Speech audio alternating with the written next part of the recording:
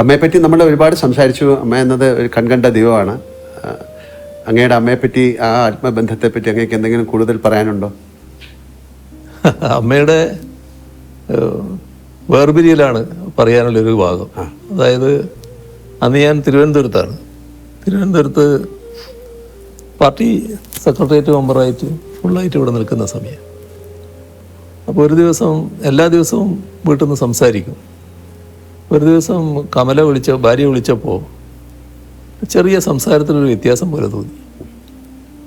അത് അമ്മയുടെ ആരോഗ്യസ്ഥിതി പറയുമായിരുന്നു. നല്ല അവശത ഉണ്ടായിരുന്നു അപ്പോൾ.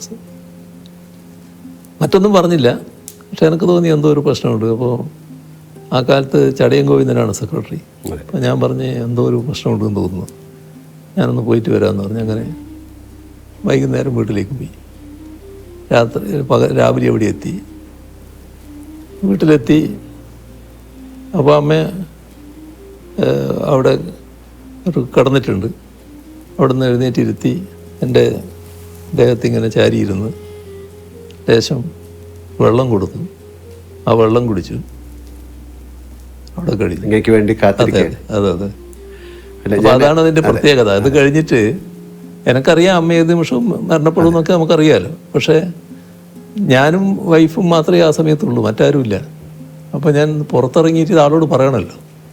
പുറത്തിറങ്ങി ഒരാൾ മുമ്പിൽ വന്ന് വിട്ടു, ഒരു നാണു എന്ന് പറയുന്നയാൾ.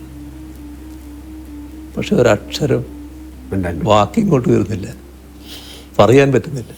അപ്പോൾ അദ്ദേഹത്തിന് മനസ്സിലായി അതങ്ങനെയൊരു ബന്ധമായിരുന്നു.